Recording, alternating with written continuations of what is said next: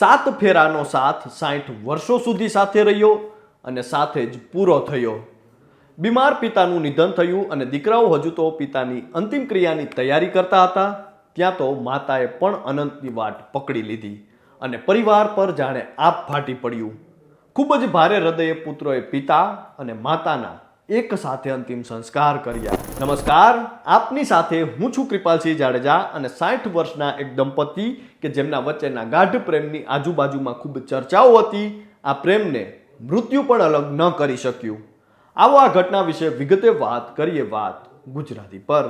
આમ તો આપણે ત્યાં 16 સંસ્કારમાંના એક સૌથી મહત્વના જો કોઈ સંસ્કાર હોય તો તે લગ્ન સંસ્કાર છે, કારણ કે અગ્નિની સાક્ષીએ બંધાયેલી ગાંઠ ભવો ભવનો નાતો જોડી દેતી હોય છે અને આ સંબંધ અંતિમ શ્વાસ સુધી અતૂટ રહે તેવા વચને બંધાતો હોય છે।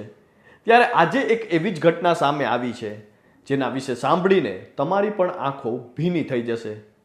જ્યાં રાત્રે 3 વાગ્યે પતિનું અવસાન થાય છે, સવાર પડતાની સાથે જ ભારે હૃદયે પરિવારજનો અને સગા સંબંધીઓ તેમની અંતિમ ક્રિયાની તૈયારી કરતા હતા અને અચાનક જ સવારે 9 વાગ્યે તેમના પત્નીએ પણ અનંતની વાટ પકડી લીધી। આજીવન સાથ આપવાનું વચન અંતિમ શ્વાસ સુધી અતૂટ રહ્યું અને બંનેએ એક સાથે જ દેહ છોડ્યો। પતિ પત્નીએ એક સાથે દેહ છોડતા અંતિમ વિદાય સમયે પરિવાર સહિત સમગ્ર પંથક હિબકે ચડ્યો હતો।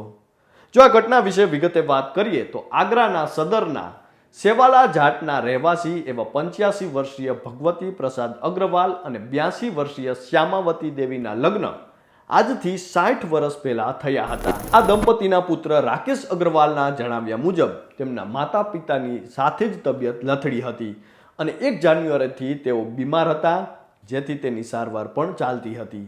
પરિવારના સભ્યોએ જણાવ્યું છે કે આ દંપતી વચ્ચે ખૂબ જ ગાઢ પ્રેમ હતો। શ્યામાવતી દેવી હંમેશા તેમના પતિને ભોજન આપ્યા પછી જ ભોજન લેતા હતા અને તેમણે 60 વર્ષ સુધી આ દિનચર્યાને પણ જાળવી રાખી હતી।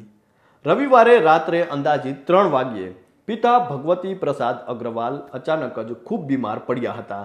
તેમની સારવાર પણ ચાલુ હતી। ખૂબ જ પ્રયાસો છતાં તેમણે દમ તોડી નાખ્યો અને તેઓ મૃત્યુ પામ્યા।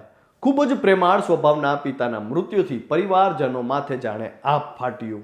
એ સમયે માતા શ્યામાવતી દેવી પણ બીજા રૂમમાં કોમામાં હતા। પતિના મૃત્યુના સમાચારથી તેઓ અજાણ હતા અને પરિવારજનો ચિંતામાં હતા।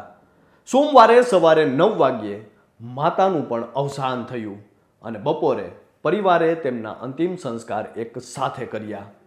થોડા સમય પહેલા બિહારના મુંગેર જિલ્લામાં આવી જ એક ઘટના સામે આવી હતી, જેમાં મુંગેરના લલ્લુ પોખર વિસ્તારમાં રહેતા વિશ્વનાથસિંહ કે જે લો કોલેજના ભૂતપૂર્વ પ્રોફેસર હતા અને વરિષ્ઠ વકીલ તરીકે પણ તેઓએ કામ કર્યું હતું।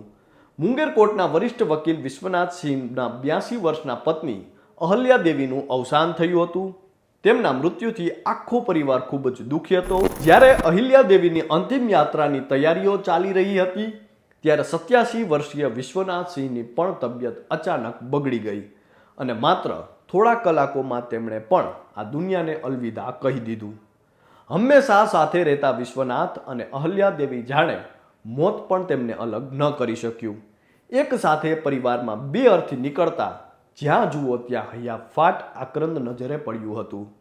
એક બાજુ જ્યારે 7 ફેરાનો સાથ 7 મહિના સુધી પણ નથી ટકતો અને સાથે જીવવા મરવાની વાતો જાણે હવે ફિલ્મ પૂરતી જ સીમિત હોય, ત્યારે આ પ્રકારની ઘટનાઓ સામે આવી રહી છે કે જેમાં મૃત્યુ પણ પતિ પત્નીના આ સંબંધને અલગ ન કરી શક્યું હોય। તો હાલ તો મીડિયા અને સોશિયલ મીડિયા પર આ ઘટનાની ખૂબ ચર્ચાઓ થઈ રહી છે। ત્યારે આપ સૌ કોઈ આ અંગે શું માનો છો તે કોમેન્ટ કરીને અમને જરૂરથી જણાવજો। તો અત્યારે બસ આટલું જ। ફરી મળતા રહીશું વાત ગુજરાતી પર।